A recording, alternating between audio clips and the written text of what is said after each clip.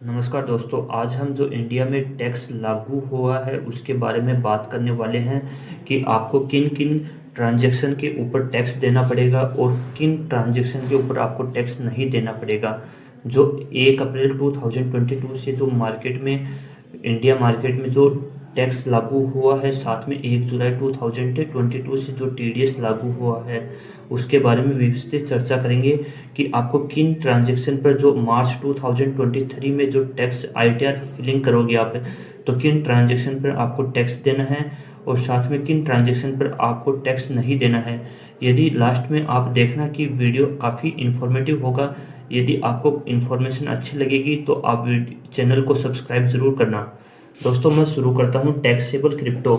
तो पहला पॉइंट क्या है कि profit on any kind of crypto trading, कि आपको जो भी क्रिप्टो करेंसी ट्रेडिंग पर आपको जो प्रॉफिट होता है उसके ऊपर आपको टैक्स देना पड़ेगा। दूसरा है कि माइनिंग कॉइन से आप जो क्रिप्टो करेंसी माइनिंग करते हो, जैसे आप इथेरियम की माइनिंग करते हो, माइनिंग की व्यवसाय में लगे हुए हो, तो आपको टैक्स देना पड़ेगा। तीसरी बात करते हैं गेटिंग पेड इन क्रिप्टो। यदि आप क्रिप्टो में भुगतान करते हो किसी भी वस्तु का, तो आपको क्रिप्टो करेंसी के रूप में टैक्स देना पड़ेगा, क्योंकि वहाँ पर क्रिप्टो करेंसी आपके एक वॉलेट से दूसरे वॉलेट में भेजी जाती है। तो इस प्रकार आपको वहाँ पर भुगतान देना पड़ेगा दोस्तों, उस पर टैक्स लागू किया है। और फोर्थ पॉइंट है आपका स्टेकिंग रिवार्ड्स। जैसे आपको रिवार्ड्स प्राप्त होंगे, कैसे? जैसे आपको कोई अफिलिएट कमीशन मिल रहा हो या फिर अन्य कोई रिवार्ड्स मिल रहे हो पॉइंट के रूप में, तो और जिसे आप क्रिप्टो करेंसी के रूप में भुना रहे हो, तो उनके ऊपर आपको इंडिया में टैक्स देना पड़ेगा। और 5 पॉइंट अपना आ जाता है एयर ड्रॉप के रूप में।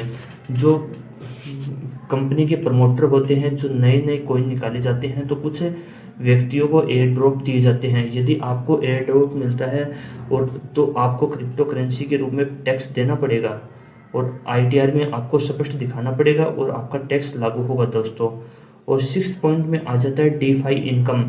डीफाई इनकम कौन सी होती है? डीफाई इनकम वो होती है, जैसे आपने क्रिप्टो करेंसी, कई वॉलेट ये सुविधा देते हैं कि आप उसको लैंड पे धर सकते हो, आपको 10% रिटर्न मिलता है। तो जितना रिटर्न मिलेगा उस रिटर्न के ऊपर आपको 30% इनकम टैक्स भरना पड़ेगा। यह बात हमेशा ध्यान में रखना, और इसलिए डीफाई इनकम पे भी आपको टैक्स लगेगा दोस्तों। और फिर गिफ्टिंग क्रिप्टो, यदि आप 50,000 INR के ऊपर किसी को गिफ्ट देते हो तो आपको टैक्स देना पड़ेगा दोस्तों, यह बात ध्यान में रखना। और साथ में क्या है कि आप यदि 50,000 INR से नीचे के अमाउंट पे भी टैक्स देते हो, भेजते हो, तो भी आपको टैक्स देना पड़ेगा। क्यों देना पड़ेगा? भेजने वाले को हमेशा देना पड़ेगा, लेकिन जो प्राप्त करेगा ना, उसको सिर्फ 50,000 के ऊपर के क्रिप्टो पर टैक्स देना पड़ेगा, उसको नीचे के अमाउंट पे नहीं देना पड़ेगा। ये कॉन्सेप्ट आप दोबारा सुन सकते हो, क्लियर कर लेना। ये है यह बात हमेशा, क्योंकि आजकल गिफ्ट में भी काफ़ी क्रिप्टो करेंसी दी जाती है। फिर हम बात करते हैं नॉन टैक्सेबल क्रिप्टो, जिनके ऊपर आपको टैक्स नहीं देना है। यदि आप क्रिप्टो करेंसी की होल्डिंग करते हो और आप उसको सेल नहीं करते हो पूरे साल, तो आपको कोई टैक्स नहीं बनता है, कोई लाइबिलिटीज नहीं बनती है आपकी दोस्तों। नो लाइबिलिटीज, आपकी कोई लाइबिलिटीज नहीं बनती है उस साल के इनकम टैक्स में।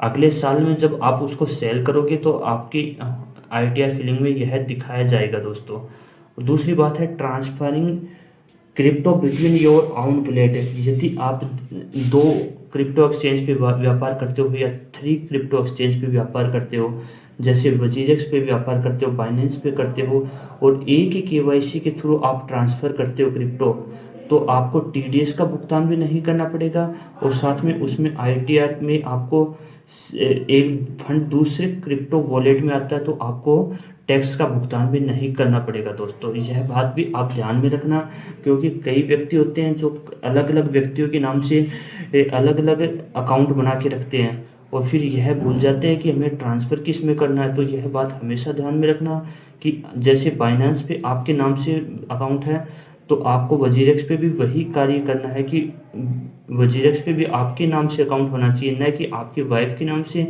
न कि आपके फादर के नाम से, न आपके ब्रदर के नाम से।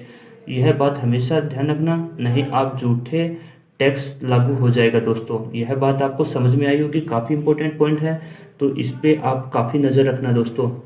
और फिर क्या लिखा हुआ है, थर्ड नंबर का पॉइंट है, receiving a gift of crypto up to 50,000 from friends and relative. यदि आपको 50,000 रुपये से नीचे की जो क्रिप्टो करेंसी के रूप में गिफ्ट मिलता है तो आपको गिफ्ट पे कोई टैक्स पे नहीं करना है। और लेकिन यदि 50,000 से ऊपर की अमाउंट होती है तो आपको टैक्स पे करना पड़ेगा। यह बात भी हमेशा ध्यान में रखना दोस्तों। लेकिन जो भेजेगा ना उसको टैक्स देना पड़ेगा, लेकिन आपको नहीं देना पड़ेगा दोस्तों। फोर्थ पॉइंट है, receiving a gift of crypto of any amount from close family member.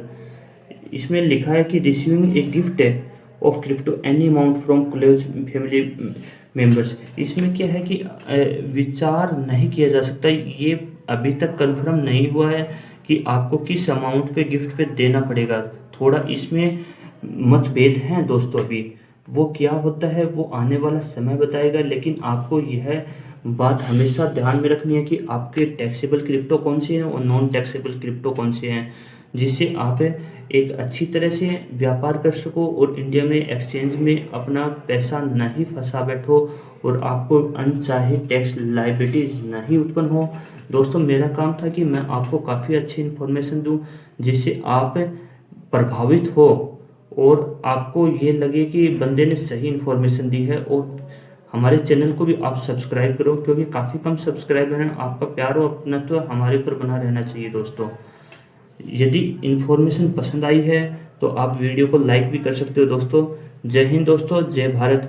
और मैं आगे टैक्स के संबंध में काफ़ी अच्छे वीडियो लाऊंगा, और यदि आप अच्छे से रिएक्शन देते हो इस वीडियो पे दोस्तों। जय हिंद दोस्तों, जय भारत।